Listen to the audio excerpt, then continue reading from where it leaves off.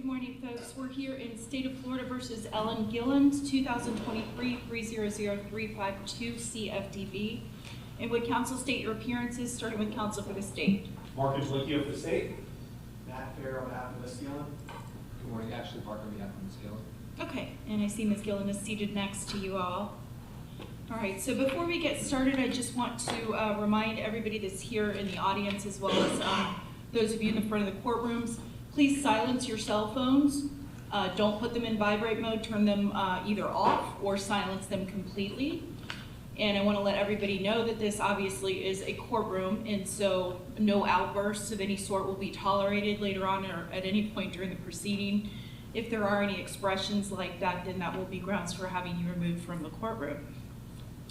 So today we're set for sentencing. Ms. Gilland had previously entered a plea of no contest to the charges of count 1, assisting self-murder / manslaughter, count 2, aggravated assault with a firearm, count 3, aggravated assault with a firearm, and count 4, aggravated assault of a law enforcement officer with a firearm. My understanding is that the state has waived the minimum mandatory with respect to the charge of aggravated assault on a law enforcement officer with a firearm. That would typically be a charge for which there's a 3-year minimum mandatory. The state has agreed to waive that. The state has also agreed to waive the sentencing guidelines. Is that correct, Mr. Nerlicchio? Yes, Your Honor. Okay, very good. So I have reviewed the charging affidavit. The only part of the charging affidavit that I have is the 2-page narrative. I assume there's a lot of supplements that were with that, but this is all I have in my file. I've reviewed the defendant's sentencing memorandum. I believe there were 55 or so letters of support that were attached to that. I've reviewed all of that as well. And let's go ahead and get started. So, Mr. Nerlicchio, I'm sorry. There were some additional letters that we also received just recently that we filed. And I apologize to the court, but we filed those letters yesterday, I believe. I think there's an additional supplemental letters of support. I just want the court to consider those letters as well. Okay, I will do that. I will pull it up and review it this morning. Thank you. Who's your first witness, sir? Yes, Your Honor. State will be calling Hector Ponte.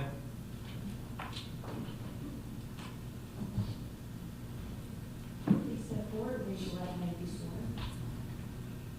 You solemnly swear to affirm that the testimony you shall give is the truth, but I'll keep it nothing but the truth, so help you God. Thank you.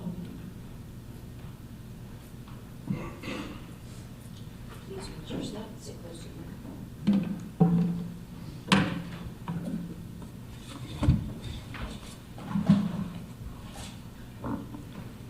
You can proceed. Thank you. All right, good morning. Can you please introduce yourself to the court? Hi, my name is Hector Ponte. All right, and can you just spell your first and last name for the record? First name is Hector. Last name is Aponte. All right, and Mr. Ponte, what do you do for a living? I'm a registered nurse. All right, and back in 2023, where were you working? I was working in Select Medical Hospital. All right, and what was your role at Select Medical Hospital? I was a bedside nurse. All right, and what exactly are the duties of a bedside nurse? The duties are to do hourly roundings, provide medications for the patient, cleaning, helping with nutrition and all that stuff. All right, and where is the Select Specialty Hospital located? It's located in the 11th floor in Avon Health Hospital. Okay, and how many rooms are there, do you recall, in that section of the hospital? In that section of the hospital, there's about, if I can remember correctly, like 30, 32. All right, and what kind of patients come into your section of the hospital? Most of the patients comes from the ICU. It's a step-down unit to relieve them from the intubation and so on and so forth, so they can go to rehab. And on January 21st, were you working that day? Yes. All right, and what were your responsibilities that day? My responsibility were to take care of 5 patients that day, and one of the patients was Mrs. Seven's husband. Jerry Gilland? Yes. All right. Now, that morning, Did something draw your attention? Did a sound alert you? Yes, when I was documenting my hourly roundings, I heard a huge like bam or like somebody fell, and that alerted me, and I was very close to the room, so I entered the room, and when I entered the room, I saw that she was pointing the gun at me, and the patient had a pillow on his head. Let me slow you down. So how far away from the room 1106 were you? Not too far away, because the computer was just across the room, so it was right there next to me, but I was outside of the room. All right. And when you first heard that loud noise, did you think it was a gunshot? At first I thought somebody fell, because it was a huge bam, like a huge sound. It didn't sound to me like a gunshot, I just felt like somebody fell to the floor from the bed. And when you walked into the room initially, what did you first do?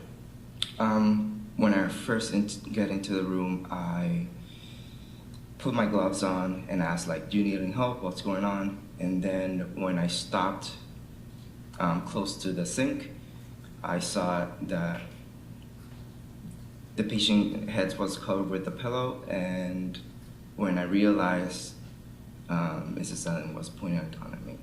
All right. Do you see the individual that was pointing a gun at you in the courtroom here today? Yes. All right. Can you please identify where she's located? Right there. Now, you're saying she pointed this gun at you. Can you describe the gun? It's a black gun, small. That's all I can remember. I don't know much about guns.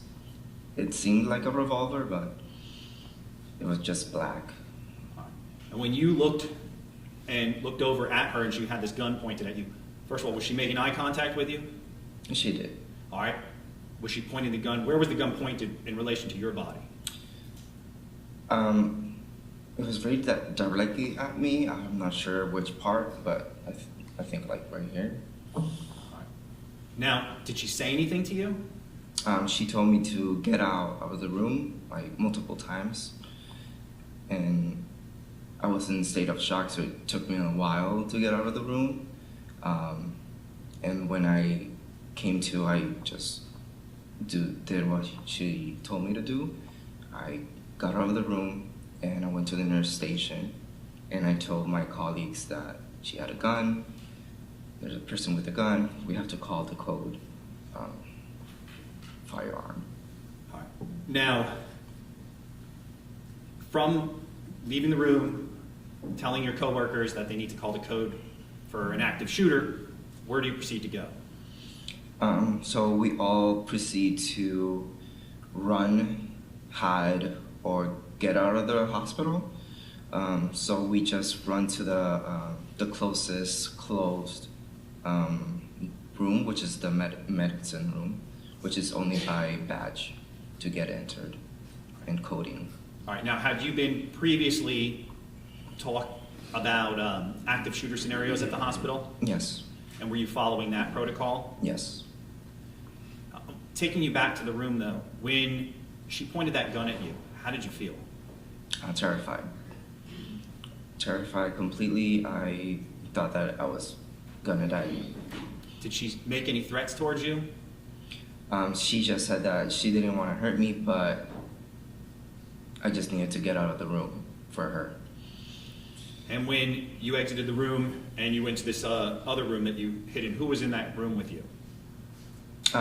In that room was the secretary, 2 techs, 2 CNAs, and another nurse with me in that room.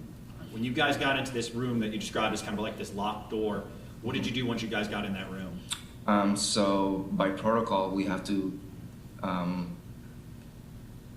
we needed to move the fridge that we had to the door, so that way nobody can enter the room if the person with the firearm gets a badge or the code to get into the room. So we just have to block all the entrances. All right, now, once you guys had sealed off that room, what did you do? So in those specific rooms, we have like walkie-talkies, and we can contact the administrator from Advent Health and our boss as well. Now, how were you reacting once you had gotten into that room? So we're all in a state of shock, anxiety built up. I was crying, a bunch of anxiety went through my head. How long, if you recall, were you sealed off in that room? Whole 12 hours. Now, since this incident occurred over at the hospital, do you still work there? No. Why not? I got a new job in Miami. Basically because I earn more, but I just didn't want to do anything with my previous job either. All right, and why didn't you want to do anything with your previous job? Just with the circumstances that happened, I really didn't feel safe anymore, so I just needed to find other places to go. Now, what occurred back on January 21st, does that still play in your mind? Yes. It does, mostly at night sometimes. I got nightmares. I do go to a psychologist, and she helps me out with it. Now, having been through that ordeal, what would you like to see the court impose as a sentence in this case? Guilty, and she needs to go to prison. All right. Nothing further, Your Honor. All right, thank you. You can proceed, Mr. Fair.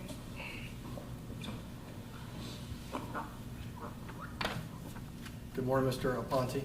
Good morning. Were you Mr. Gilland's nurse? Yes, that day, yes. Okay, but were you his nurse in prior days as well? No, only that day. Only that day. So you're not aware of his medical condition at all?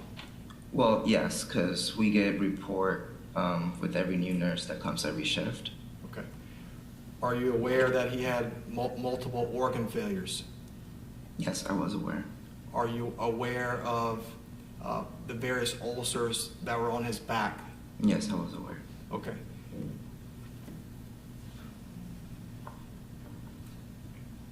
May I approach the witness, Your Honor? Yes. Mr. Ponte, I'm showing you what's been marked for identification purposes as defense exhibit 1 for identification. Apple, sorry.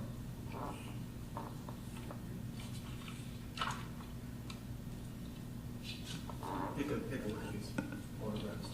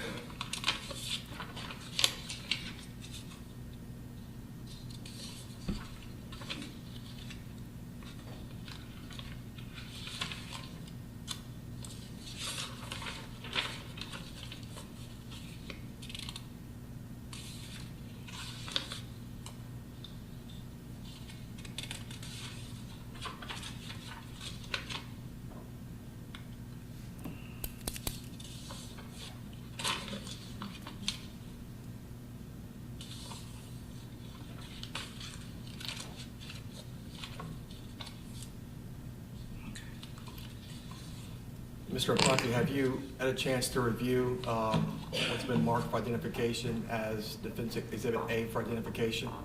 Yes. Are those photographs fair and accurate photographs of Mr. Gilland as you recognize him to be your patient at the time? Yes. We move into evidence as Defense Exhibit 1. Any objection? No, Your Honor. Okay, that'll come in as defense 1. Mr. Ponte, can you tell the court in your own words what those pictures reveal as it relates to Mr. Gilland? So These pictures are bed ulcers that we also take care in the facility in Select Specialty. By viewing them, they were progressing. Progressing meaning getting worse. No, getting better in a way, slowly. Because I used to do wound care also. Okay. So it's your testimony that Mr. Gilland's, the ulcers to his, that are on his back, right? Mhm. Right above his butt area. Mhm. It's your testimony he was getting better. Yes, but slowly. The reason with wound care takes a process of time to heal the wound. When I do wound care in Select Specialty, I've seen the progress in wound care, but to be completely healed, it takes a long time. And also depends on the condition of the patient. When and the court, history. in those wounds, Mhm. you would agree with me that those are extremely painful, right? Yes, they are. On a scale of 1 to 10, with 10 being extremely painful, those would be a 10, right? Yeah. Okay. And when the court is reviewing those photographs, and the areas that's colored brown or black, that's dead tissue, right? Yes, it is. That means that the tissue is dead and has to be taken out from the area, right? Yes, we do that too. Okay, but it wasn't done, right, in those photographs? It has been done, yes. From reviewing those It has. pictures, can you tell if the wound is getting bigger? Viewing.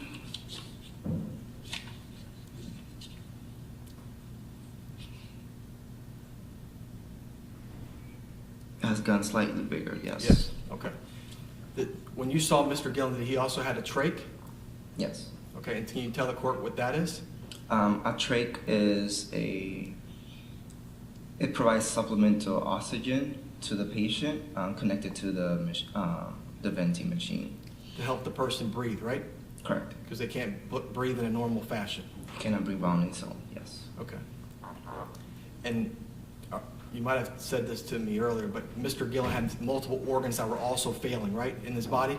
Yes. Were you administering pain medication to him? I didn't get to do that during that time because I was getting my medications to start my rounds of medications for patient, but I didn't get to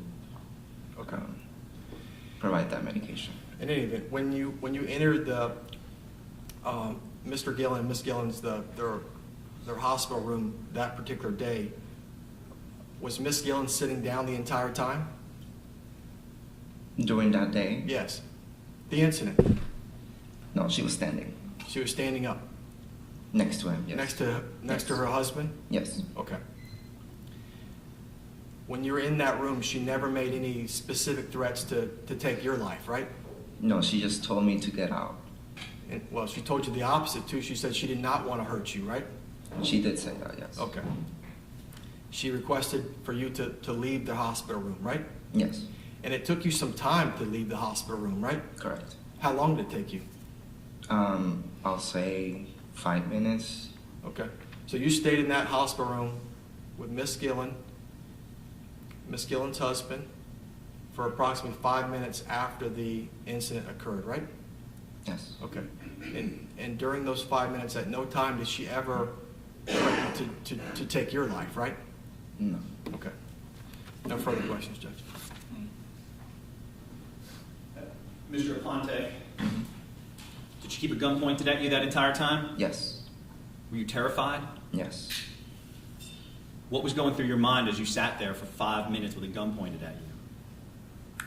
I just thought that I was going to die at that moment. She never put it down or put it to the side, did she? No. No, she did not. She just kept pointing. I'm sorry? She just kept pointing at me. Thank you. No further questions, Your Honor. Thank you. You can sit down, sir. Thank you. Who's the state's next witness? Sharica D'Angelo.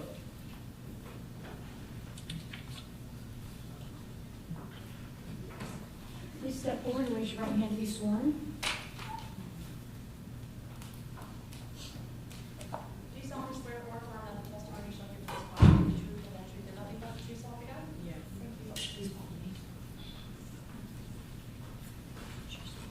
Once you start doing that, and sit close to the mic.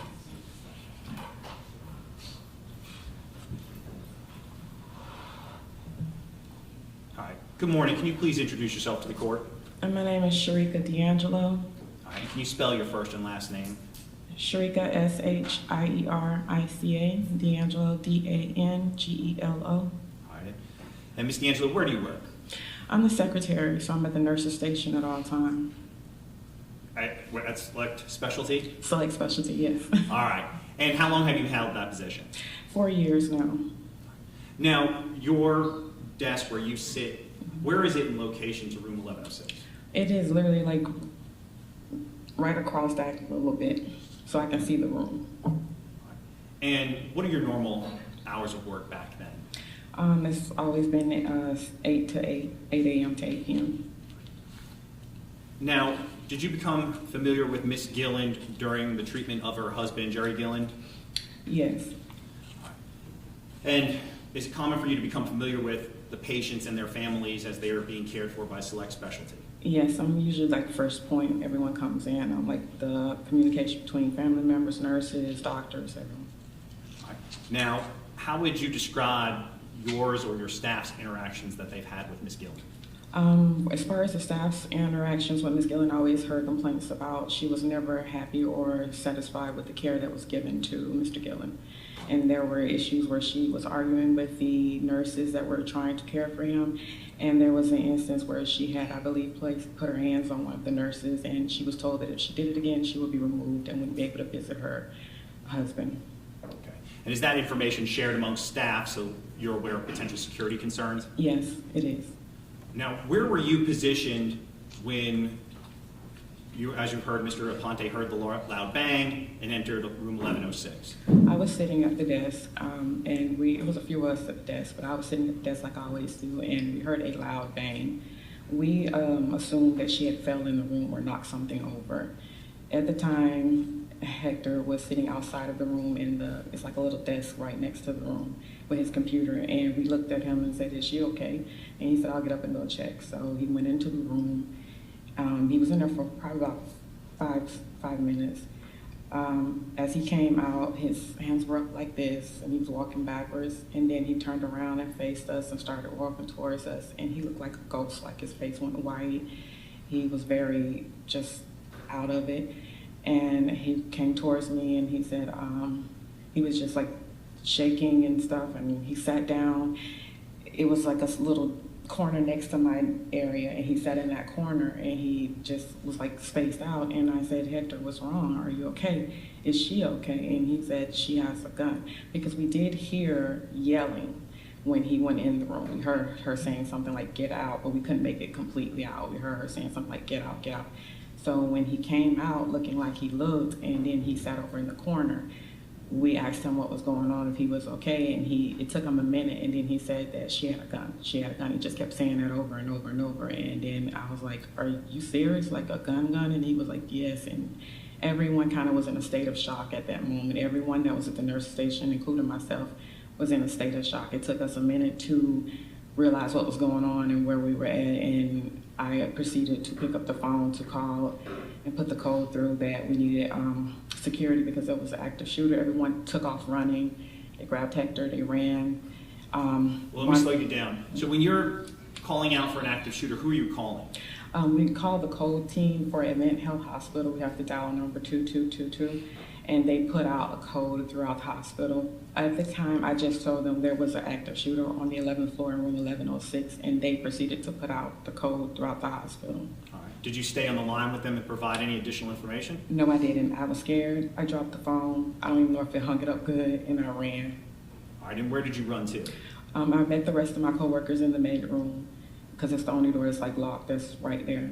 All right. Where is this med room in relation to where this desk was and where you were stationed? It's literally right next to our nurses' station. So there's our nourishment room, and then there's the med room that's literally right across from it. So we had to, like, I would have to leave the nurse station, go around and make a right, and then it's right there. And did you enter the same room that Hector Ponte entered? Yes, I did. All right, and what did you do once you entered that room?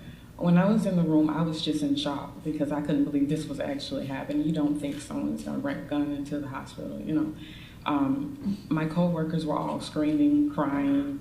Hector was on the floor balled up in the fetal position, and he was crying. I just didn't know what to do.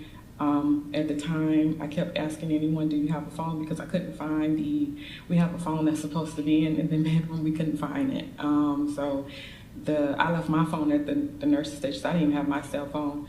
One of our coworkers did have a cell phone that was in the room with us, and she called our administration department. She called the DON first, which was Terry, and then they proceeded from there. And how long were you kind of stuck in that room there? We were probably in that room for maybe anywhere between 4 hours, 5 hours, somewhere like that. And so medical staff are taught to do what when there's an active shooter?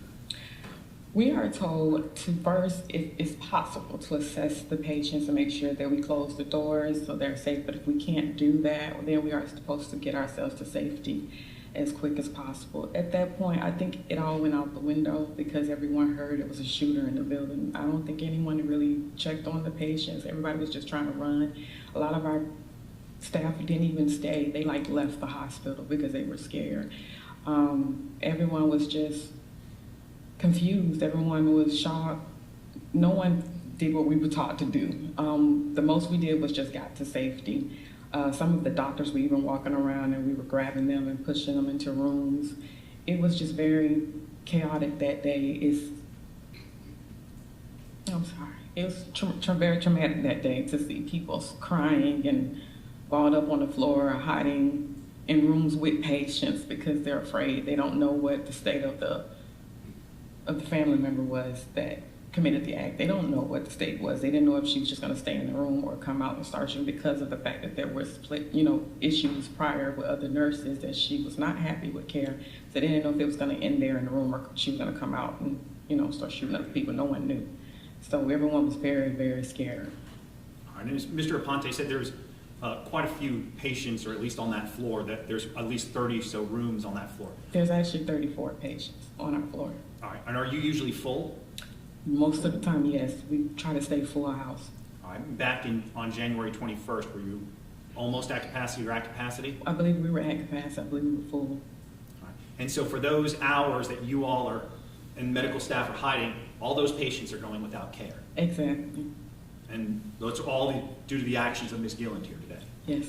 All right. Nothing further, Your Honor. All right, thank you.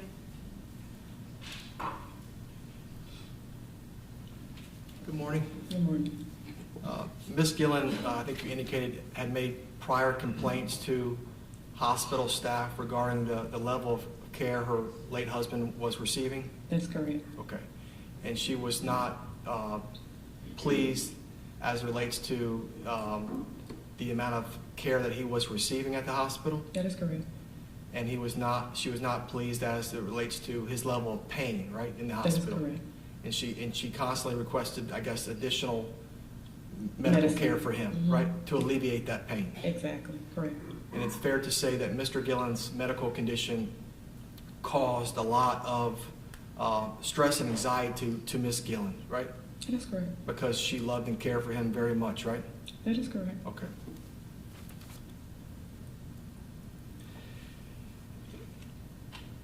Were there any attempts made to request for Ms. Gilland and Mr. Gilland to be removed from the hospital? You said you testified previously that there was even like physical altercations, I think you mentioned, between Ms. Gilland and others. Were there any attempts as a result of those complaints or that physical altercation to ask the Gillands, hey, y'all need to go home? No, there were not. Okay. And that's because they had good insurance, right? I cannot answer that. Okay. All right. Thank you.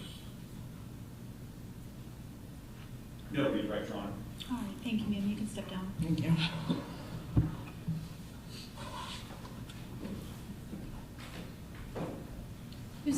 next witness? Yes, Your Honor, the disabled called Dr. Nagarajan.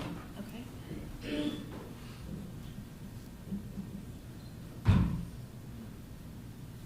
Please step forward and raise your right hand to be sworn. Come on Step up. forward. All the way up. Raise your right hand, please. Do you solemnly swear or affirm that the testimony you shall give in this cause will be the truth, the whole truth, and nothing but the truth, so help you God? Thank you. Follow me. Please watch your steps. Who's going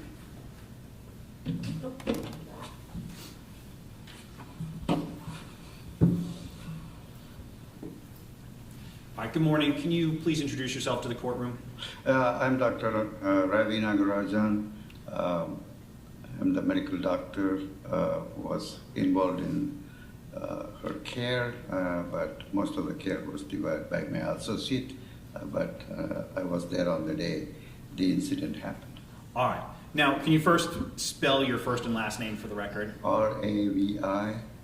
Last name is Nagarajan, Nagarajan. All right. Now, Dr. Nagarajan. Yes. All right. Now, you worked at Select Specialty? Correct. All right. Now, how long have you been a medical doctor? 30 years. I'm sorry? More than 30 years. Okay. And how long have you worked for Select Specialty? About 10 years. Now, what is the role of Select Specialty? Select Specialty is defined as a long-term acute care hospital where patients with severe medical conditions are admitted when they are requiring longer than the regular care that can be provided in the acute care hospitals. Now, when individuals like Jerry Gilland are brought in, is there a goal to kind of get them moved down to lower levels of care? Yes, all the time. And so when Jerry Gilland arrived into your group on January 1st, there's goals set out to set him down and kind of move him to a lower level of care. Yeah, we make every attempt to make them stable to be able to move to a lower level of care, yes. Now, have you had an opportunity to review the medical records in this case? Yes, briefly, yes. Okay. Now, when Mr. Gilland first arrived on January 1st, and for the first few days that he was in your care or within the care of your team, was he having problems sleeping at night and things of that nature? Yes, I was told that the patient had trouble sleeping at night and also was quite anxious during the daytime. And when somebody is disoriented and having those issues, they come in, they're not sleeping and of that nature, does that cause them to have somewhat impaired mental capacities? Yes. All right. When people are sleep deprived, such as Mr. Gilland when he first came in and until his medications were set right, does that cause them to have, poor thinking and poor choices? Yes. Now, within that early time frame, around January 4th and 5th, was there a claim that he wanted to commit suicide? I'm not aware of that because I was not directly seeing him. My associate, Dr. Shansky, was on the regular care. I was only seeing him on days that Dr. Shansky was off. Okay. Now, reviewing those medical records that were provided to you, do you recall that the other doctors had notated that he had a suicidal ideation back on the... Not that I can see. Now, did you have an opportunity to look at those notes and see that when somebody all right, let me start this. When somebody has suicidal ideations in the hospital, how is it handled by Select Specialty? Well, I'm not aware of the protocols that they use if somebody has suicidal ideation, but usually we tend to focus on finding out whether they have a definite plan, or do they have access to any weapon, and do they have an ability to commit the act. So those are the things that usually we focus on. Now, did there come a point in time that, if you can recall from the review of the medical records, that Mr. Gilland was no longer suicidal? I'm not aware of that. Give me one moment.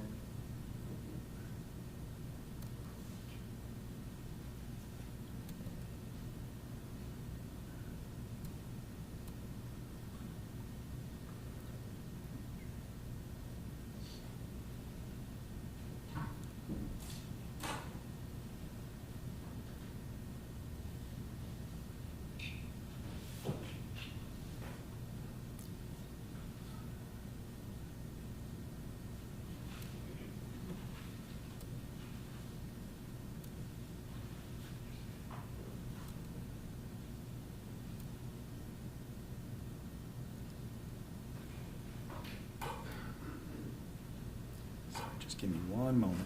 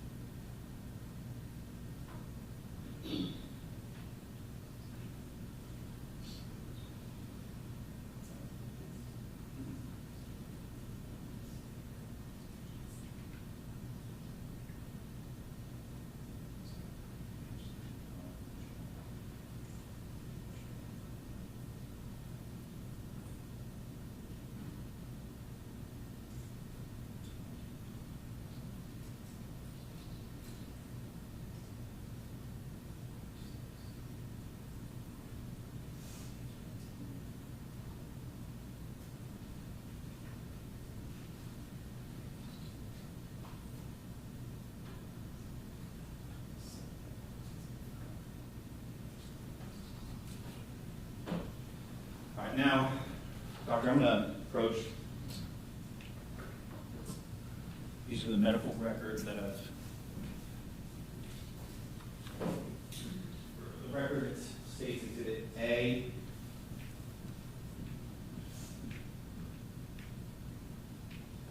And then the first page I want to have you look at.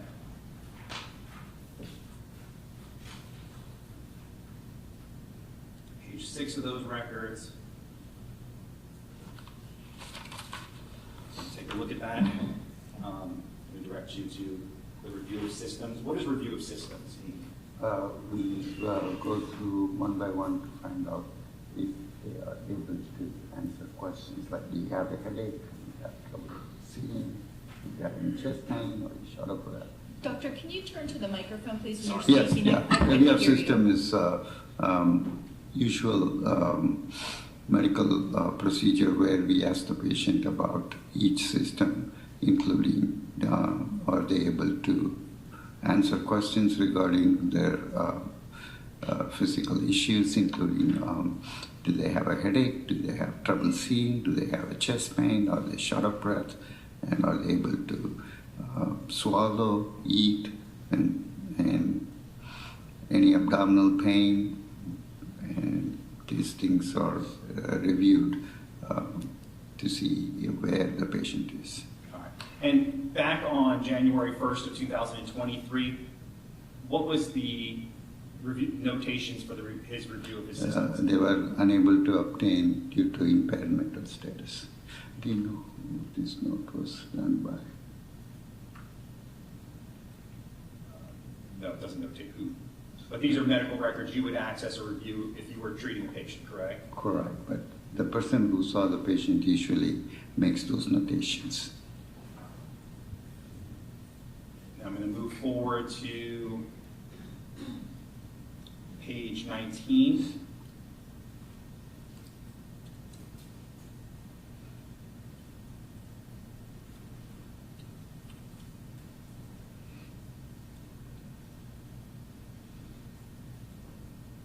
Now, when we talked a little bit in the beginning, we talked about when a patient comes and sees you, and other doctors within select specialty, they have goals, short-term and long-term, right? Mhm. And looking here at the victim's medical records, in this case, what was his short-term goals? His short-term goals was able to be make his breathing issues taken care of and able to eventually progress where he can be discharged to an acute skilled nursing facility. All right, and as far as long-term goals, what were those? I'm not aware because I was not regularly seeing those patients, but I would assume the long-term goals would be to have him go home.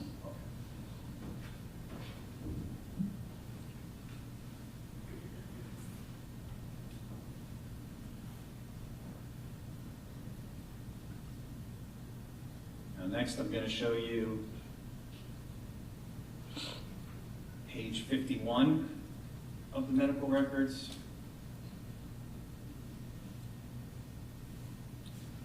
Now, on page 51 of the medical records, this would have been notated on January 4th of 2023. There's a note in here that the victim feels very depressed and wants to end his life. Is that common when you have patients who are in kind of this acute critical care to feel depressed and want to end their life? Right.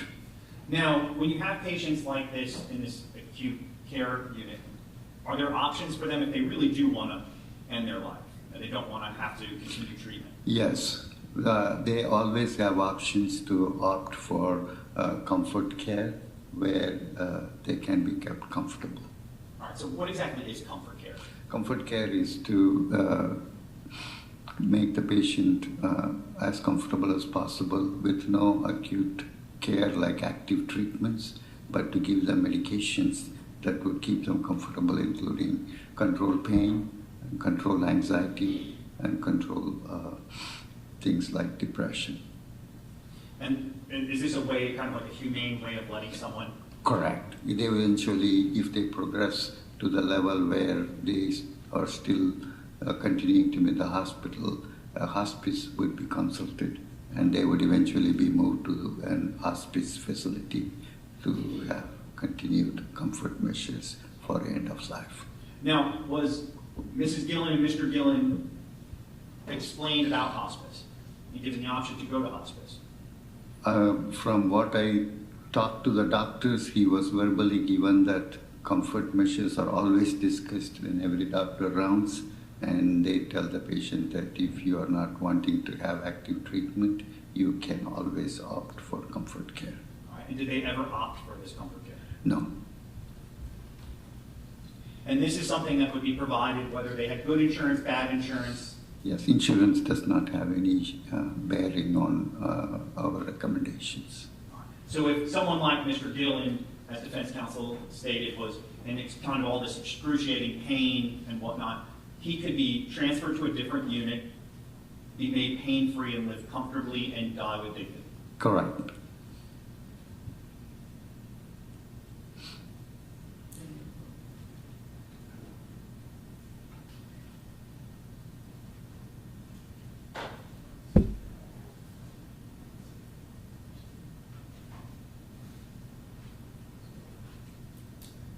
Next.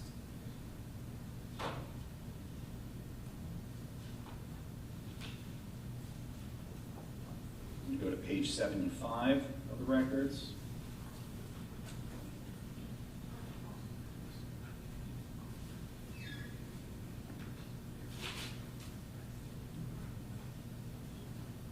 Now, when we're looking at page 75 of these medical records, and there's this highlighted stuff, it says acute hypoxic respiratory failure, tracheotomy, these things, were these all conditions that Mr. Gilland was suffering from?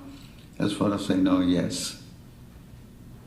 So here there's notations that he may have been suffering from Alzheimer's and dementia in the medical records. That was carryover from the previous notes, I would assume. Now, when individuals, like we've discussed, are having potential suicidal thoughts, or they, like we talked about, they come into your unit and already kind of struggling. Here, what is the notation of the medication on page 75 that was given to Mr. Gilland to help assist him? They gave him a medication called Seroquel to control his agitation. All right, so what is Seroquel? Seroquel is a psychotropic agent which is usually given for patients who have what we medically describe as delirium. Okay. Delirium? Yes. What is delirium? Delirium is a condition where the patient continues not to have proper insight into the condition. They get agitated and they have trouble interacting with the environment. So somebody who's having these mental issues like delirium, is suicidal claims or ideations something that might be common in those individuals? Not particularly, but they can have hallucinations. They can see patients, things that are not real. They can have delusions where they think what they are going through is not normal. So, to summate that it would be basic to say it's just not somebody that's thinking clearly. Correct. I don't believe this person would have been able to make any decisions on his own based on his mental condition. The decision had to be deferred to family members. And then move ahead to medical record. It's going to be page 317 in the medical record. And when looking at the patient's notes for January 13th of 2023, what is the notation there? Patient doing well, no distress noted on 35% trach color. What is that? Trach color means that he's not on a ventilator, he just has the tracheostomy, and it's on an oxygen level of 35%, about 3 liters. Yeah. And that only refers to his respiratory status, not to his mental status. now I'll move ahead then to talk about his mental status. We're going to look at record page 1,281 of the medical records. So this is going to be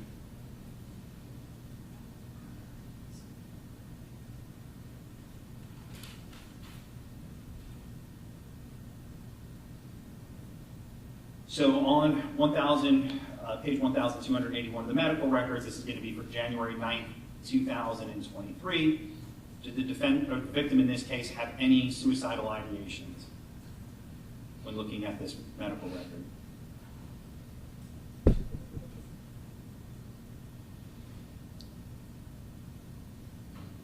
No.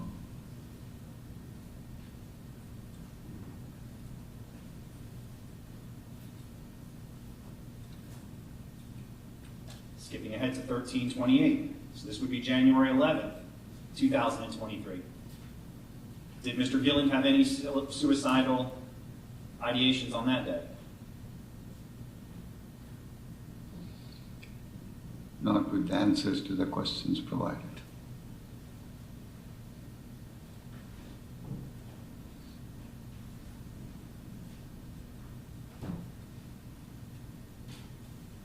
Moving ahead to page 1356. This would be for January 12th, 2023. Any suicidal ideations on January 12th? Not from the answers provided by the patient. I'm going to move ahead to page 1381.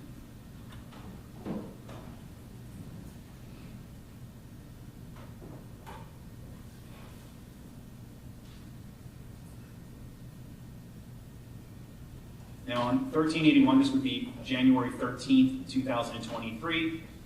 Had the medical team that works within your unit cleared Mr. Gilland of any suicidal risks?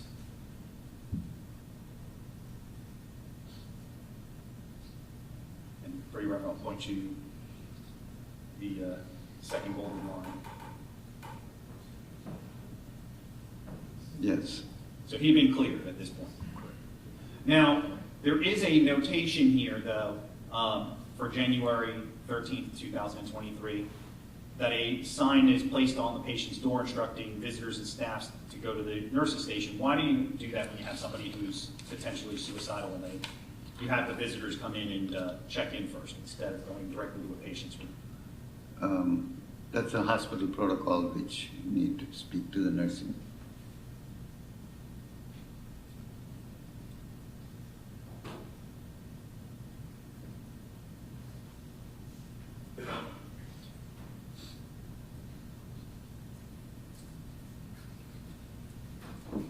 And lastly, as far as the medical records, I'm going to refer you to page 605. This is going to go back to January 4th. We're going back in time.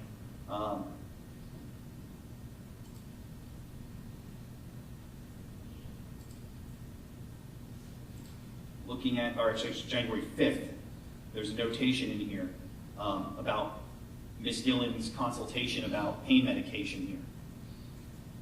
Referring you to this line, if you could just read that for yourself. And you just let me know when you've had an opportunity.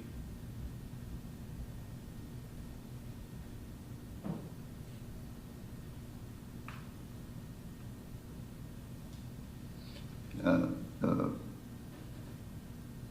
wife agreed to pain medications as per the discussion. She refused to have him take the medications as prescribed. So she refused to give him additional pain medication. On that day particularly, yes.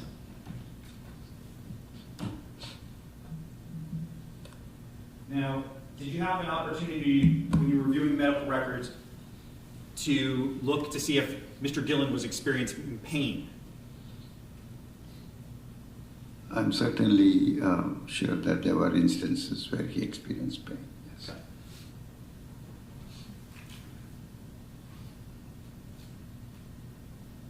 Moment.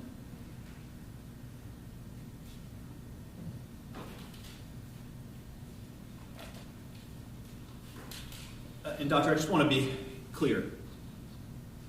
If Ms. Gilland and Mr. Gilland wanted to check out of select specialty, could they leave against medical advice? Yes, absolutely. They weren't being held hostage there. No.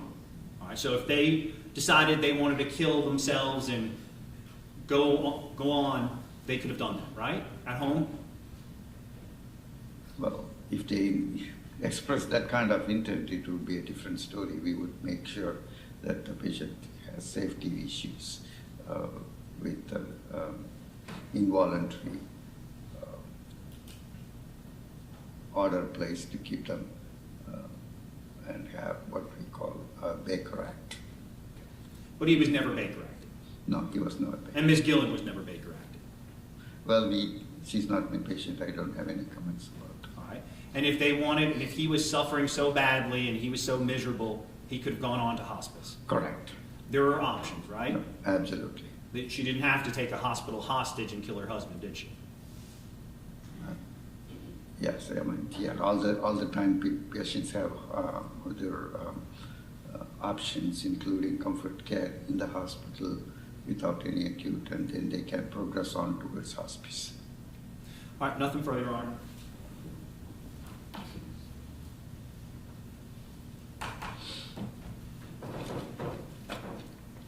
Good morning, Doctor. You're employed with Select Specialty Hospital, Yes. and you've been employed by them for I'm not employed, I'm an individual practitioner. a practitioner, Yes. but your paycheck comes from that hospital, right? No, Where does it come from? from billing the insurance companies and Medicare. Say it again? Insurance companies and the government Medicare program. Okay. All right. And you worked with this hospital for 10 years? Approximately. Okay. How many times, Mr. Gilland was in that hospital on that floor for 20 days or so, right? Correct. How many times in the course of those 20 days did you personally see him? I'm not seeing him on a regular basis. My associate, Dr. Shansky, was seeing him on a regular basis. I was seeing him only on the days that Dr. Shansky was unable to see the patient. Okay. But as we sit here this morning, could you tell us, I saw him 5 times, or I saw him 10 times, or I saw him 20 times? Probably over the weekends, I might have seen him like 4 or 5 times. Okay, so over the time period in which Mr. Gilland was in that hospital, possibly 4 or 5 times? Correct. Right. All right. Let me show you what's been admitted into evidence as defendant's exhibit. The clerk will hand it to you. May I approach her? Yes.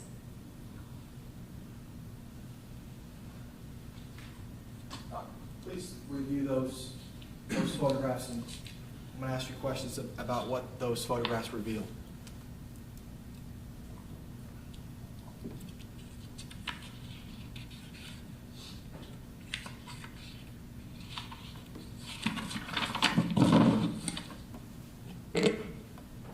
There are photographs of the wounds that he had. Okay.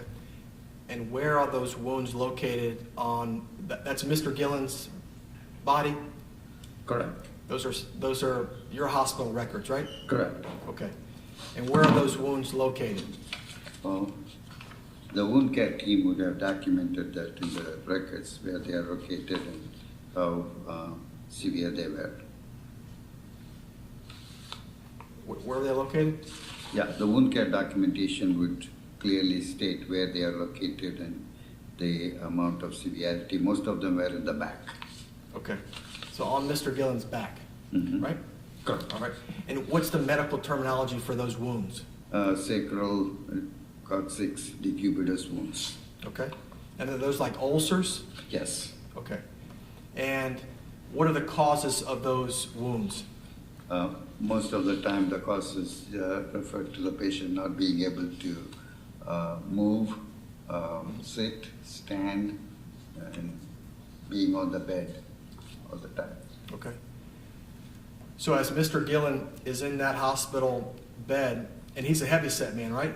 Mm-hmm. Do you recall how heavy he was? I cannot exactly tell you how heavy, but he was on the side of obesity. Obesity. He met the criteria for obesity? Correct. Okay. All right, so he's obese and he's laying in a hospital bed, right? Correct. And these wounds are on his But back. Back, yeah. Butt and back, right? Correct. All right. Are the wounds on his nose also the same kind of ulcers? No, the wounds on the nose are not from the pressure. It is probably related to his procedures that he had. Okay. So as it relates to the ulcers on the back, they would get progressively, worse as he lays in the bed, right? Correct. They're not going to get better, they're going to get worse, right? Correct. Okay. And is it fair to say that these ulcers, they're very, very painful? Depends on whether they are deep enough to cause pain. Well, looking at those pictures, Yeah, they could be. tell the court potentially, in medical painful. terminology how bad those wounds are. Yeah, they could be potentially very painful, yes. Very, very painful, right? And so as far as treatment is concerned, for those kind of wounds, would you administer a lot of pain medication, right?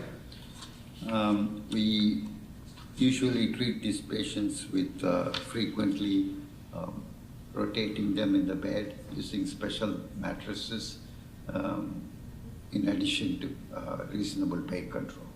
Okay.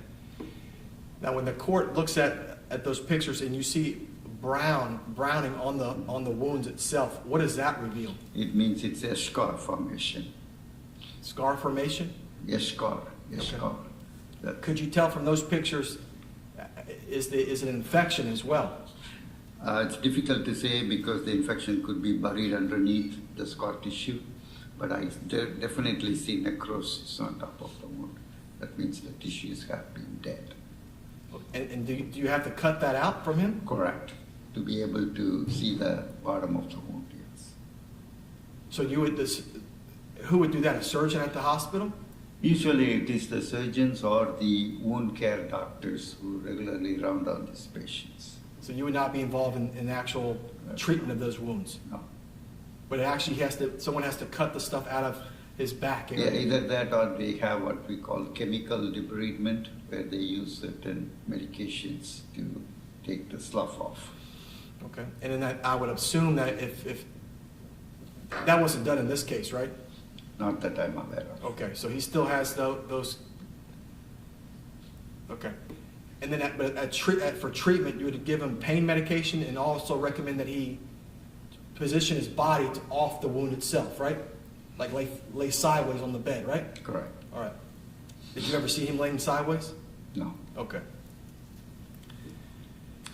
In addition to that, he had a trach, right? Mm-hmm. And tell the court what a trach is. Trach is a device where you directly use the trachea, the breathing pipe, where there is a small hole, and the device is placed into that to help them breathe without difficulty. Are you aware from reviewing the medical records that Mr. Gilland had multiple organs inside of his body, obviously, that were also failing, right? Mm-hmm. Yes? She's taking down everything you say. But Say it again? he had multiple organs that were failing him. Yes, he has organs that were failing, yes. Okay.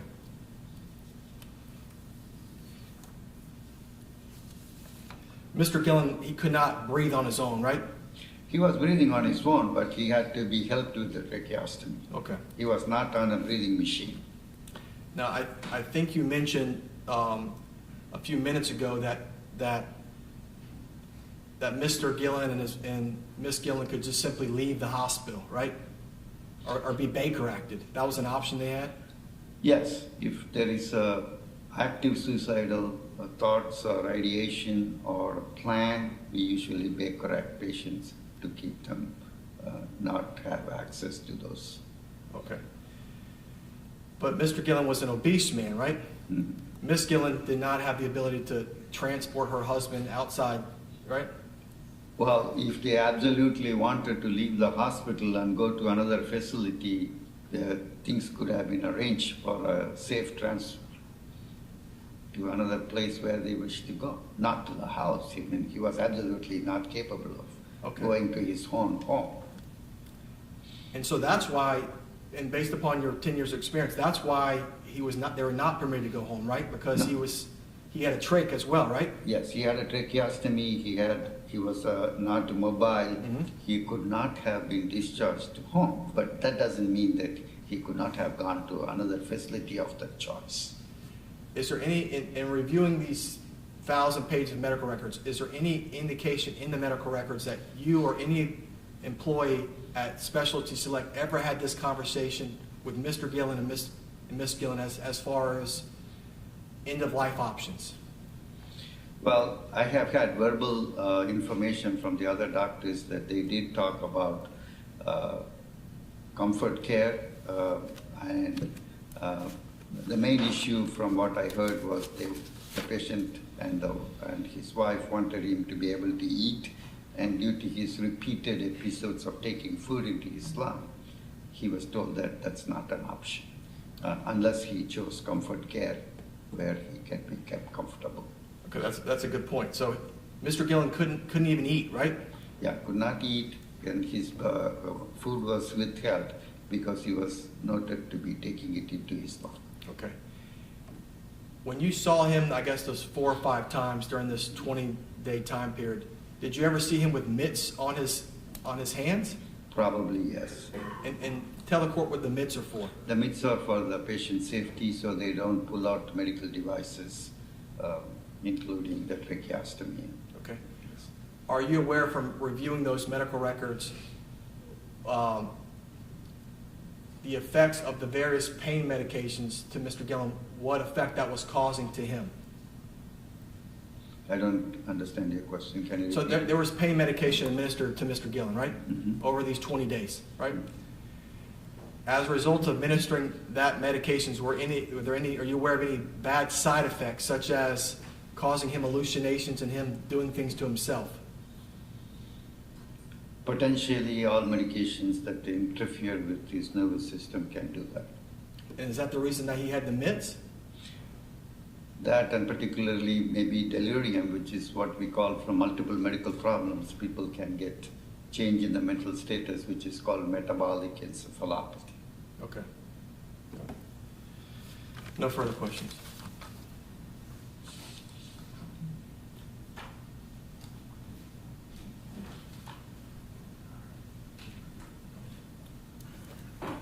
Now, you brought up something, Doctor, about the swallow that he was trying to. The goal of the patient is to reduce him to a lower level of care, correct? Correct. And part of that is his ability, he needs to be able to eat independently, swallow Right. independently. Now, does Select Specialty and members of the medical care team offer swallow studies? Yeah, they have had swallow studies and evaluations, and they recommended not to have any feeding at that point in time because he was taking it into his lung. All right, so you're aware that he did actually have an initial swallow study, and he at the time just didn't do a good job, or he just wasn't capable of eating solid foods and drinking water and stuff. Is that a yes? Sorry, just for Yes, I'm sorry. No problem. I know you're not used to being in the courtroom. Now,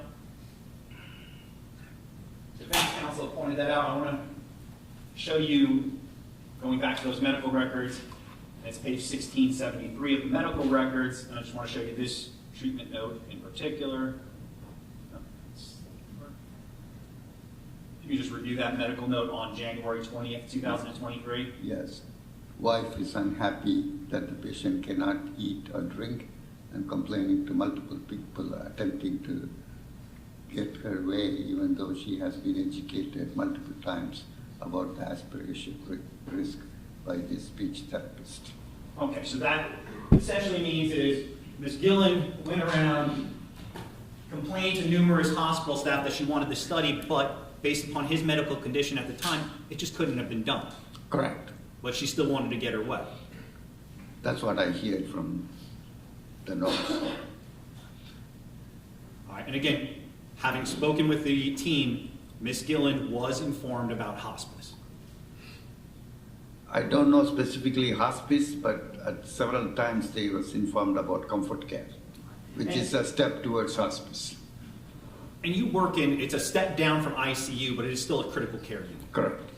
Are you able to treat bed sores? Are they able to? Yes. Okay, so this is a treatable condition. Correct. This is something not out of the hands of Select Specialty at this hospital. No. Is it in fact kind of a common condition of individuals that may come into that unit? Yes.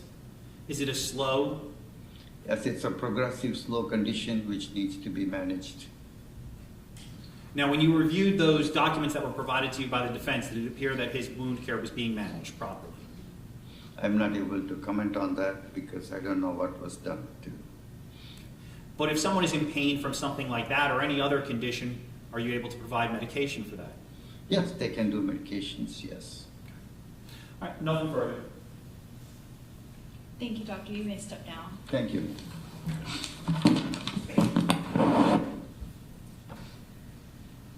Who's your next witness? State will call Cory Jackson.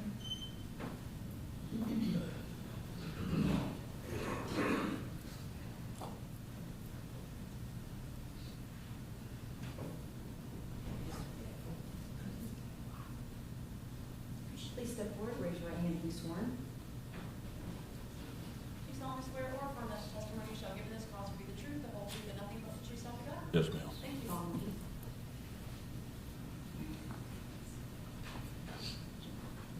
Please watch yourself, sit down, stand up.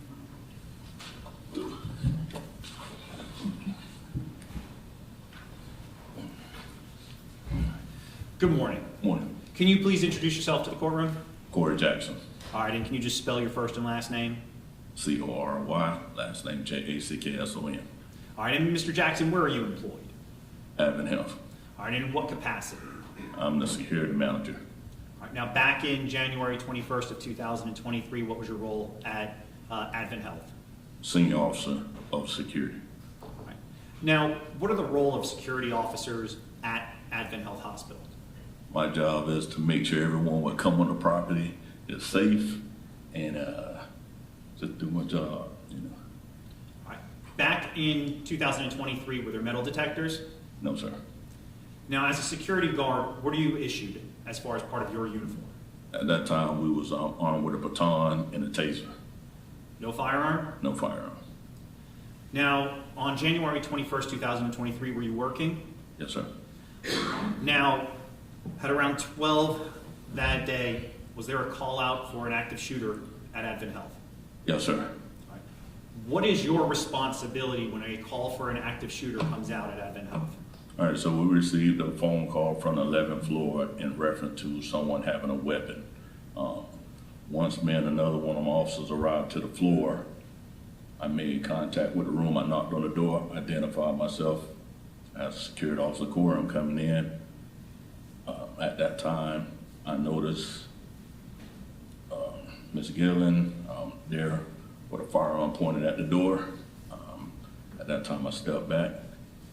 She advised to get the F out of here. She'll blow my effing brains out. I stepped back, closed the door. My other officer was getting ready to come in. I grabbed him by the collar, pulled him back. At that time, we got on the radio and notified the nurse supervisor.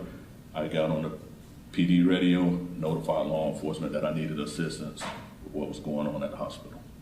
So let me slow you down. So when you get up to the 11th floor, you head over to Select Specialty? Yes. All right, and that's contained within Advent Health Hospital? Yes. Now, you get up there, is the door to 1106 closed? Yes. All right, now you were told it was a weapon. Did you know it was a firearm at that point in time when you got up? Yes, they just called us and told us that they saw someone with a weapon. Did not tell me that they heard a shot or anything like that. Yes. So you still, not knowing what the danger was, you went up there and... Yes, sir. That's my job. And so you get up to this doorway and you open up the door. Yes, sir. Do you open it up fully? Yes. All right, so when you open up the door fully, where is Miss Gilland in relation to in the room? She was on the other side of her husband, facing the doorway. Like, so her back was to the window, and she was facing the door. And what did she have in her hands? A revolver, black. I want to say it was a revolver. I just saw a black gun pointed at me. Now, how far into the room were you when you saw this black gun pointed at you? I just got right in the door frame. You know. All right. And when you entered, you said she made threats to you? Yes. I know you kind of politely kind of abbreviated what she said, but did she use the full word? Yes. All right, what exact words? I know we're taught to be polite, but what exactly did she specifically say to you? She told me she'll blow my fucking brains out. While the gun was pointed at you? Yes. And what was going through your mind as you have a gun pointed at you and someone telling you they're gonna fucking blow your brains out? I mean, usually outside of Advent Health, I have a CCW, so I'm always armed. My reaction was to go to my side, but of course I didn't, so I just stepped back and, like I said, I jumped on the radio and notified the authorities. All right, and who was the second security guard with you? Joseph. All right, and as you described, he tried to go into the room as well? Yes, he was coming behind me. We always responding to, so he was coming behind me. I grabbed him up by his collar, yanked him back.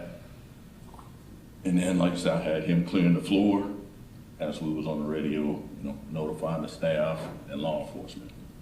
Now, how many times did she make that threat to you that she was going to kill you? I gave it one time. After that, I just closed the door. Now, once you closed that door, where did you stand?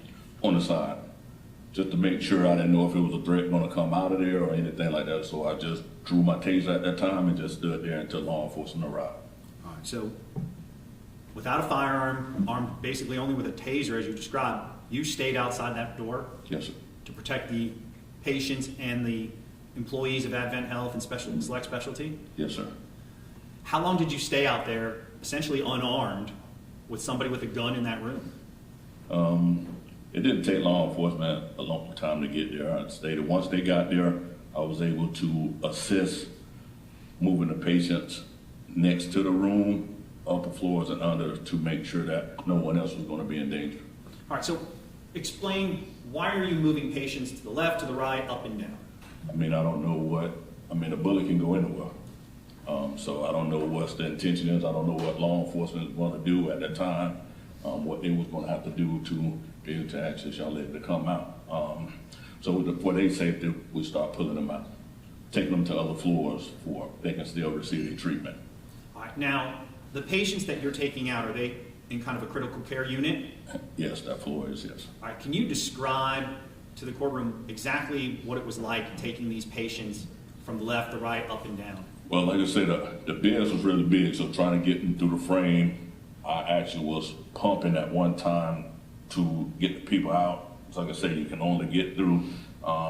So I went to pump in the best way I can until we was able to get them out, and then the staff took over from there. All right, let me slow that down. When you say you're pumping, are these people were originally on ventilators? Yes, like I said, I had a little bag and I was just pumping air to them. Okay, so their only source of oxygen at this point in time is you pumping it into their lungs? Yes, sir. Because you had to disconnect them from a ventilator? Yes, sir. All right. How were the patients reacting to this? The one that I was pumping, it gave me one of them, like they said, I don't know if I was going fast enough or what. Like I said, that's not my forte, but I was doing what I can to make sure that I got them out fast enough for the staff, that's their job to do what they needed to do. All right, but you saw a patient you're helping move struggling to breathe. Yes, sir. Now, once law enforcement responds, what is your role transition to? Like I said, just to continue making sure that I can assist them in any type of way, but making sure that the staff is where they need to be and so forth. Thank you. I have no further questions, Your Honor. All right. Questions for Mr. Jackson? One moment.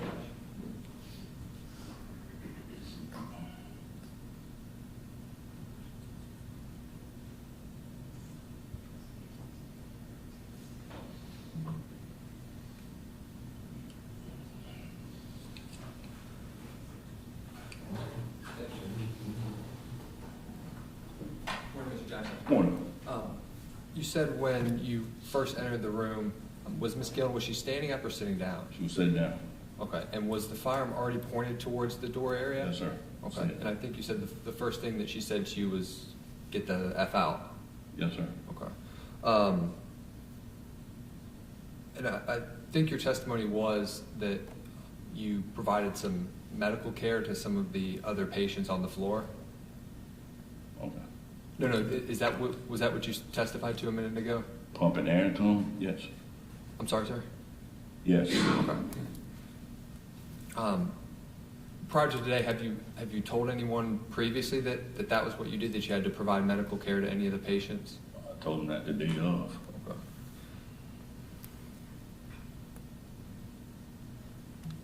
Nothing further, Judge. Thank you, Mr. Jackson. I just want to be clear. She didn't tell you to leave the room, did she? No, sir. What did she tell you? She'll blow my fucking brains out. Nothing further, Your Honor. All right, thank you. You may step down, sir. Is this a good time to take a 10-minute break or so? Okay, you've been going almost an hour and a half, so we'll be in recess for 10 minutes, and we'll be back then. All rise. We are in recess.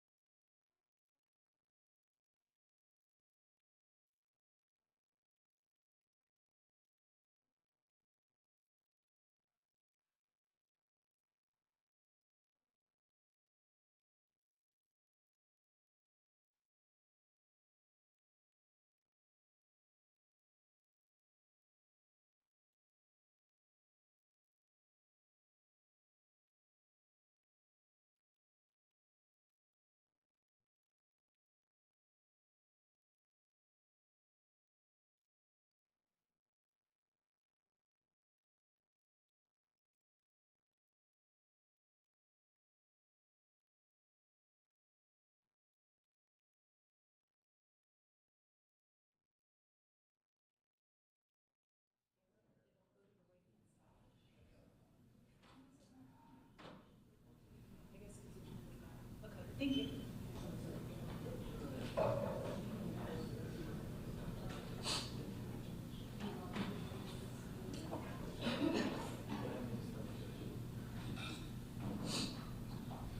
Prior to taking additional testimony, can I address some issues with the court?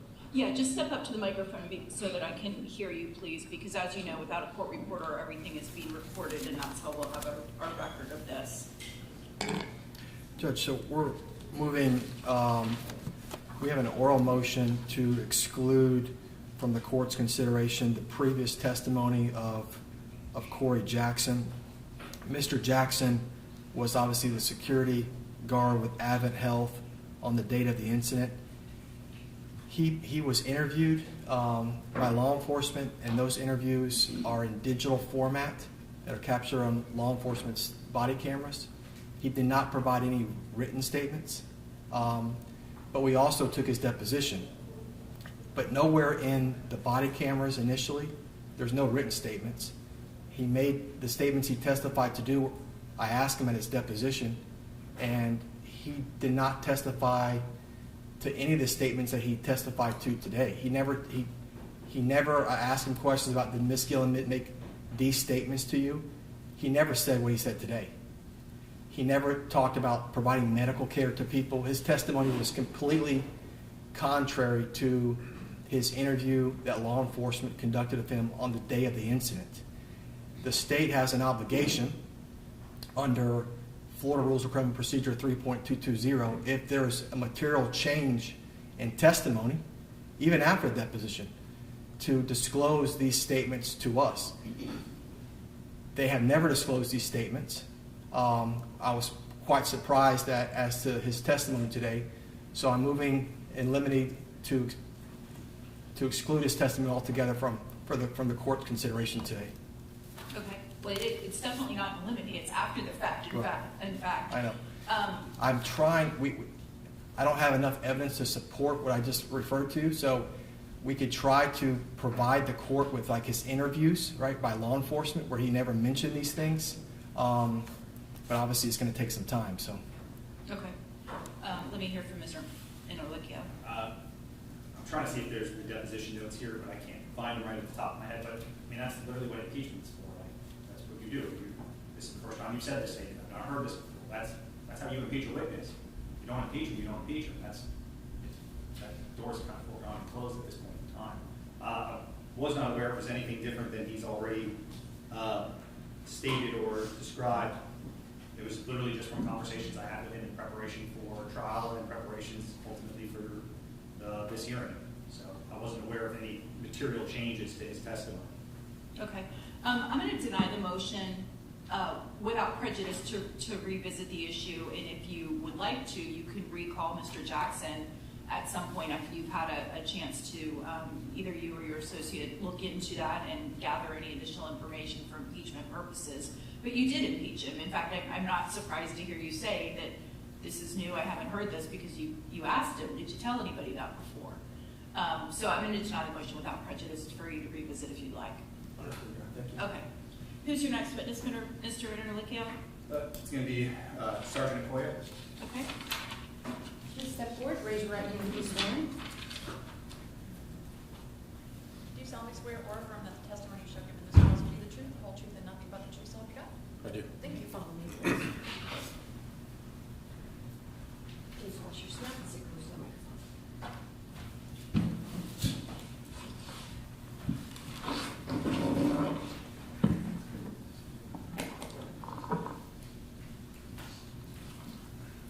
All right. Can you please introduce yourself to the courtroom? Sergeant Kemi Okoye. All right. And can you spell your first and last name for the record? Keme, last name Okoye. All right. And now, Sergeant Aqua, where do you work? Daytona Beach Police Department. And how long have you been with them? 7 years. Now, back in 2023, what was your role with the Daytona Beach Police Department? I was a patrol officer. And on January 21st, 2023, did you respond to Advent Health Hospital? I did. All right. And how did you receive a call or was dispatched to that location? Came over the radio from Advent Health Security that there was an active shooter at Advent Health. All right, and who responded alongside with you initially? Officer Campaverde, Sergeant Bryant, and Sergeant Ransom. Now, do you wear a body-worn camera? I do. All right, and did you have an opportunity to review your body-worn camera in advance of preparation for potentially trial and then today's hearing? Yes. All right. I'm going to approach with some previously marked for identification as states Exhibit C. It contains your body cam footage. Is that a fair and accurate depiction of the events that occurred on January 21st, 2023, and your involvement in this case? Yes. Your Honor, state would ask what's been previously marked for identification as states Exhibit C be entered into evidence at this time. Any objection? No objection. Okay, and you said that's C. Charlie? Yes. Okay, that will come in. And permission to publish, Your Honor? Yes. States number one.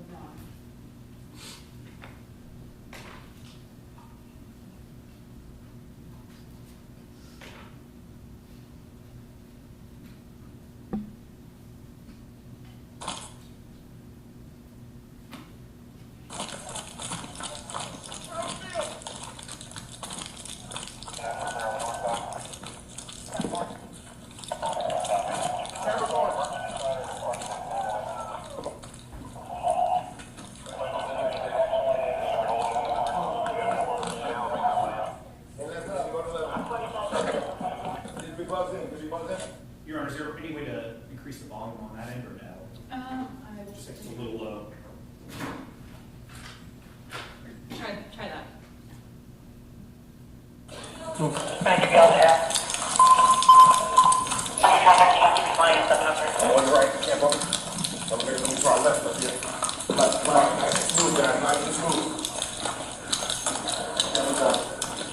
This is all right.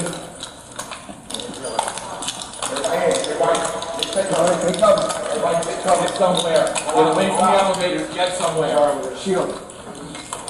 Are we going up the stairs? Go! Come on, out. Go find someone safe to get. Go. If you see anybody, call in. Anybody with a gun, call in.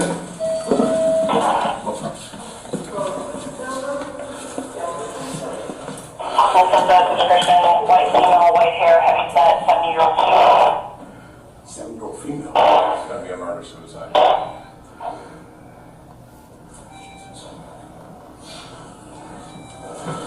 Everybody good? Yep. Breathe. Everybody take a nice small breath. We train for these boys. We're good. Let's move this fast. All right, Sarge. I got back. You want to take front? Back front of the front cover? Or just straight down the hallway? Oh, you gonna push? Yep. Right, left. Move. Clear. Security looks like they're straight ahead running at us.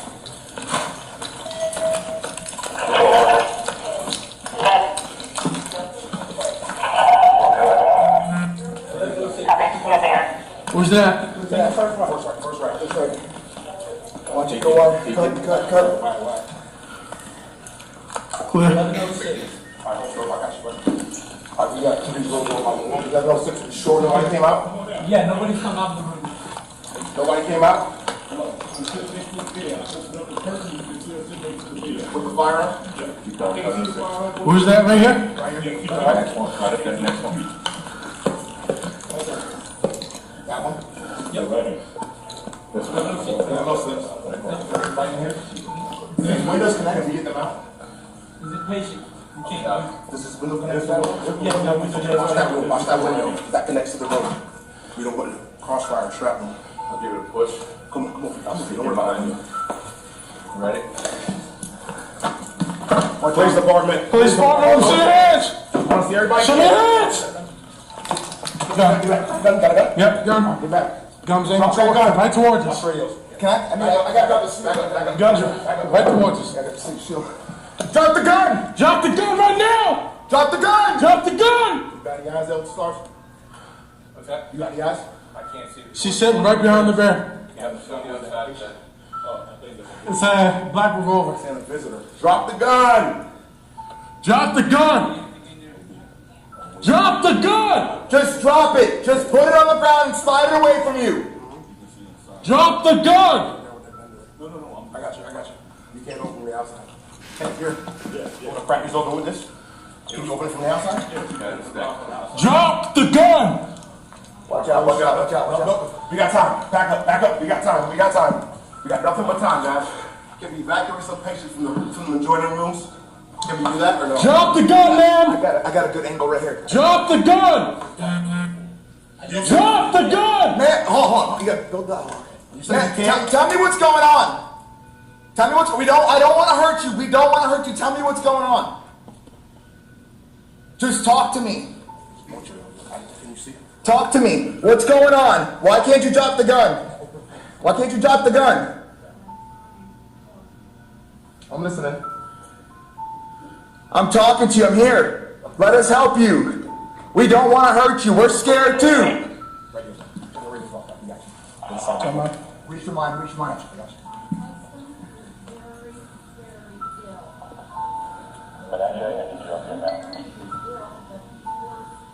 Okay? Yes, ma'am. Okay, so did you do it? Okay, you shot your husband, ma'am? Did you shoot your husband? Okay. Do you want to hurt yourself? Ma'am, we don't want you to do that. Can you please let us help you? We can work our way out of this, okay? Ma'am, we're not going to hurt you. No, ma'am. How old are you? How old are you, ma'am? Okay. You have kids and grandkids? You have kids or grandkids? Okay. Do you have any family in the area? Okay. What's your name? I'm asking you.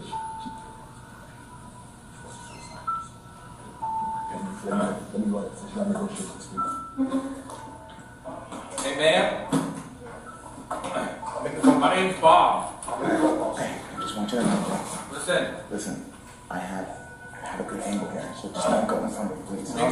things aren't as bad as they seem.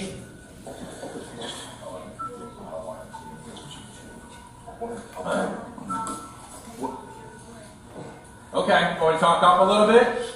You got eyes for him? Is it easier if I talk up some more? It's pointed right towards us. It's a black revolver pointed right towards us.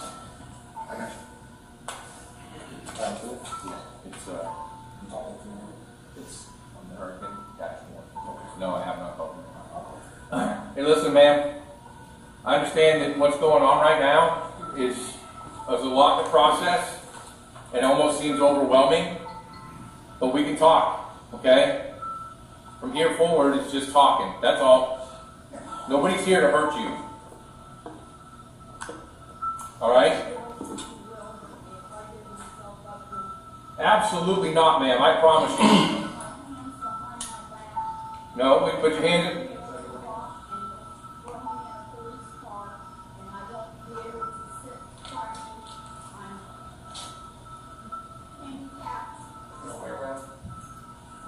Ma'am?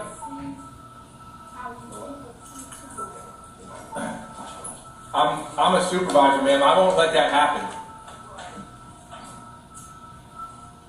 Yeah.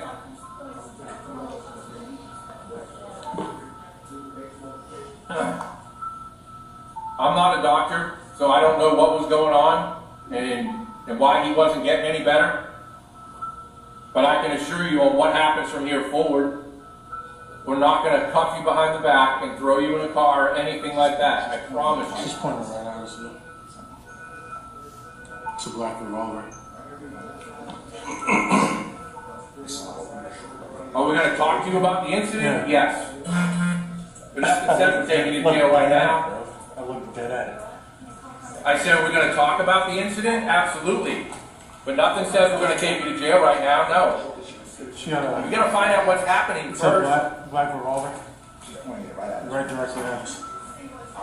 We got Leslie. Guys, I can't hear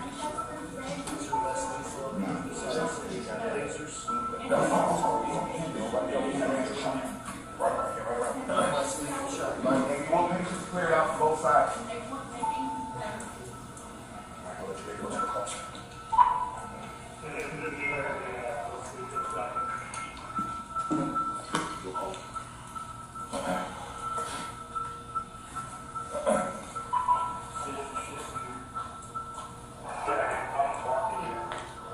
How'd you get here today, ma'am? Did you drive? Okay. What's your first name so I can address you properly? Or your last name? I can go with either one. Ellen? Can I call you Ellen? Okay. My name's Bob, like I said, so if you have any questions, you want to talk, I'm not responding, you just call my name out, all right?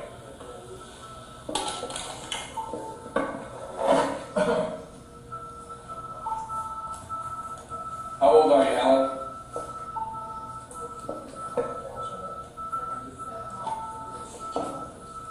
Okay. So you're the same age as my mom. I heard you telling them earlier you don't have any family here or anything? I heard you telling them earlier you have no family or anything? Okay.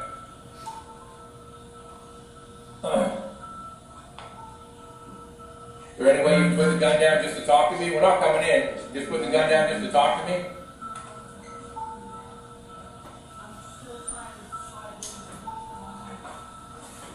Well, we don't want to see that happen, ma'am. We care. We wouldn't be here if we didn't.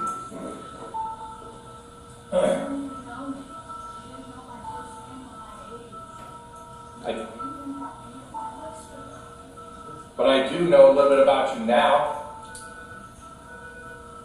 When I signed up to do this, ma'am, I signed up knowing there's going to be people that I can help that I've never met before, and I'll probably never see again. And it's about helping people. That's what this is about. I don't care what the news shows you. We get in this job, this line of work, to help people. And that's why we're all here. Okay?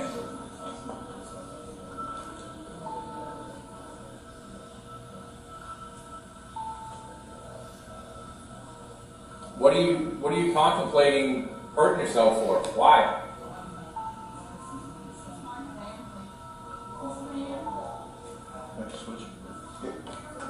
I understand that. It's nothing like family. I totally get that.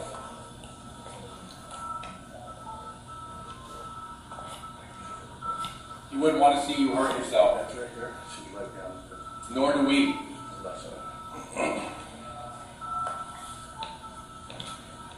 Nobody wants that.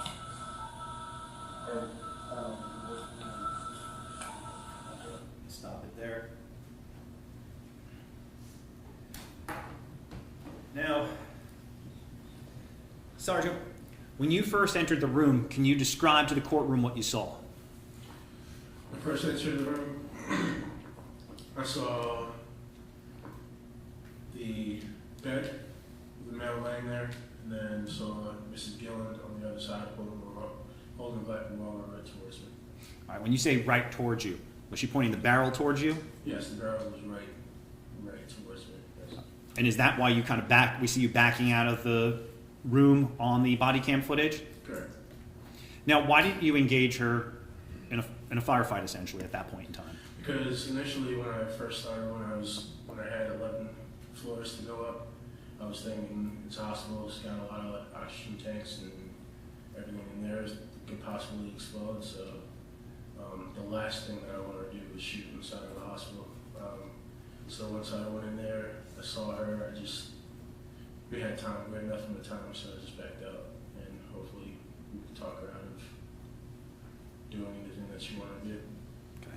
And did you maintain that position kind of outside the room and with other officers until SWAT arrived? Yes. And then once SWAT arrived, you were kind of relieved and moved on? Yes. All right. No further questions, Your Honor. Yeah, good morning. Morning. When you arrived to the hospital, you were aware that Miss Gilland was in that room? At the time, it wasn't Miss Gilland, but I was aware that someone with a gun was inside that room. Okay. I guess that was my question. So when you arrived at the hospital, you were aware there was an allegation that someone in that room had a firearm? Correct. Okay. And is that why you had the riot shield or the attack shield? Yes. Okay. Are those designed to, I guess, prevent entry of a handgun or a gunshot? Relatively, yes. Okay.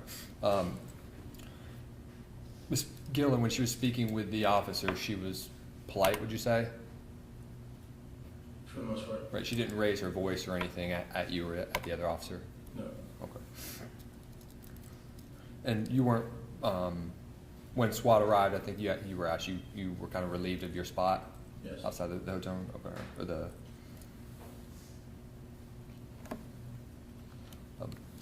and when you arrived at the hospital, I heard on the body camera somebody said something about a murder-suicide. Was that your understanding, what you were responding to? No, what I was responding was just active shooting. Sergeant Ransom had said it was possibly going to be murder-suicide just off of his training experience, but we were responding to an active shooting. Okay. That's Okay, nothing further. Thank you. Sergeant, is there anything polite about somebody pointing a gun at you? No, not at all. All right. Did you take that as a kind gesture? No, I did not. All right. When you saw that gun pointed at you, did you have concerns for your safety and well-being? Yes, I did. All right. Nothing further, Your Honor. Thank you, Sergeant. You can sit down. And Your Honor, the state's last witness will be Sergeant James Marr.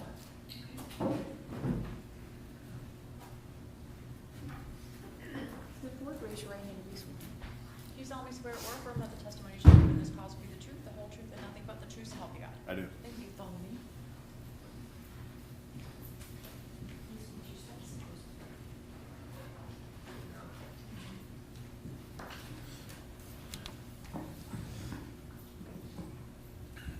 All right. Good morning. Can you please introduce yourself to the courtroom?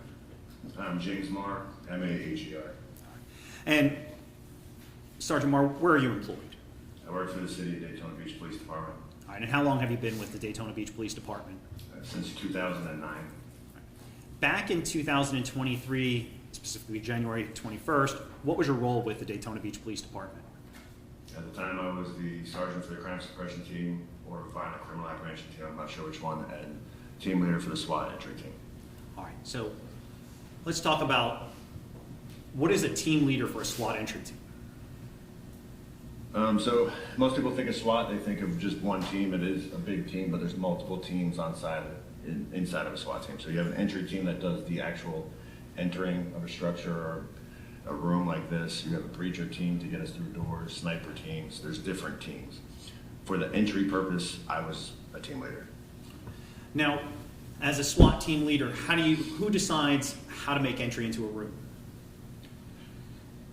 It really depends on the situation. In a situation with this, it's dynamic.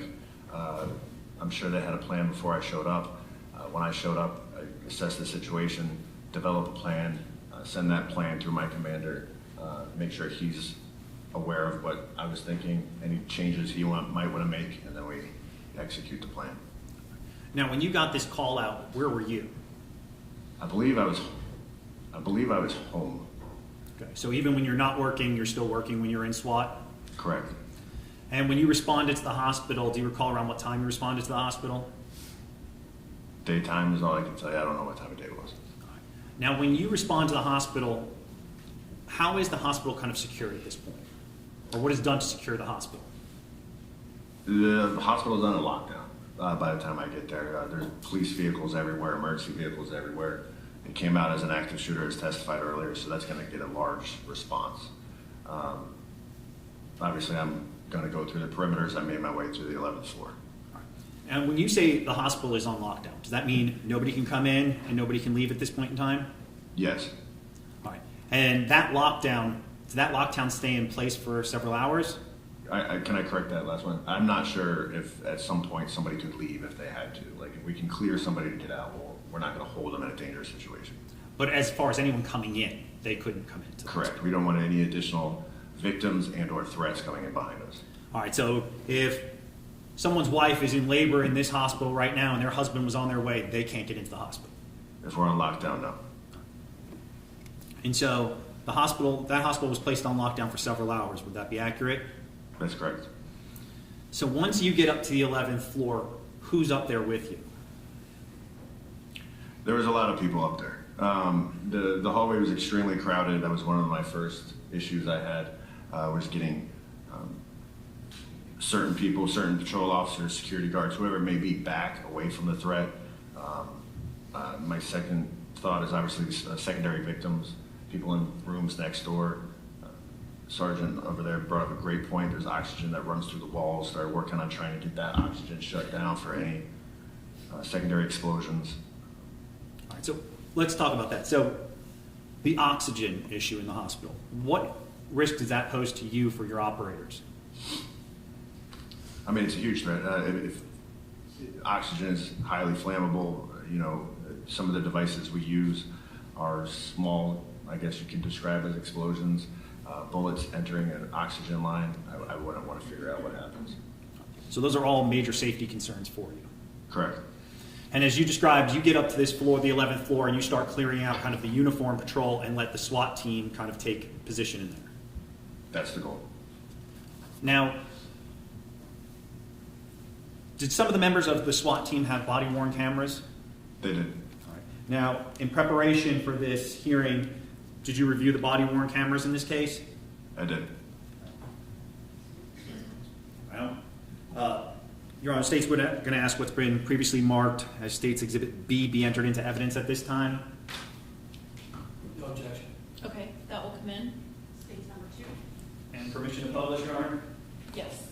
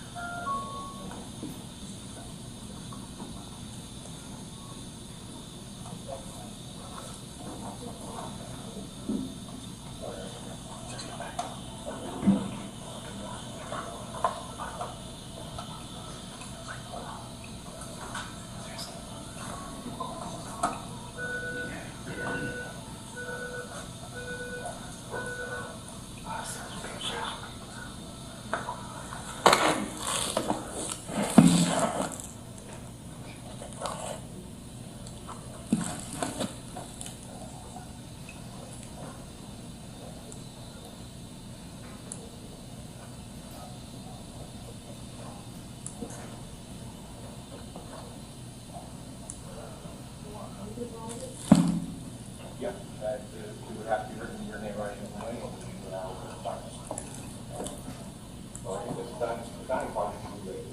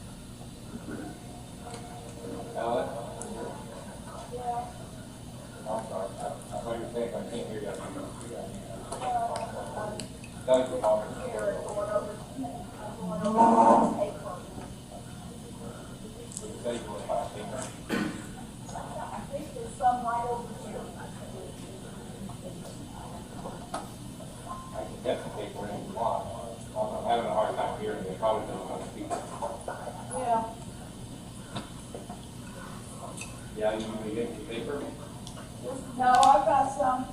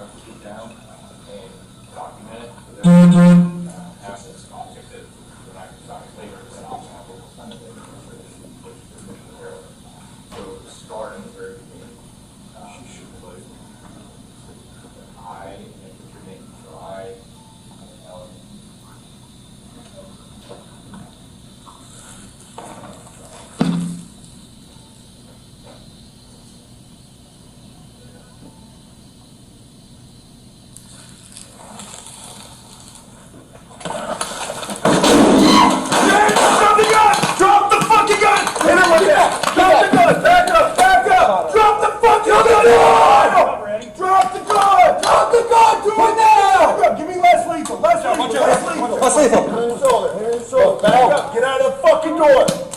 Drop the gun, do it now! Drop the gun! Good job, hands up, hands up! Taser, taser, taser! Taser, hands up!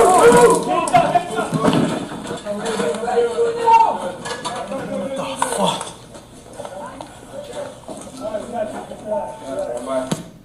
I'm just gonna switch to a different angle.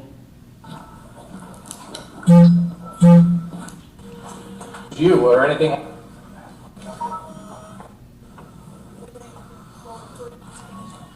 Very difficult.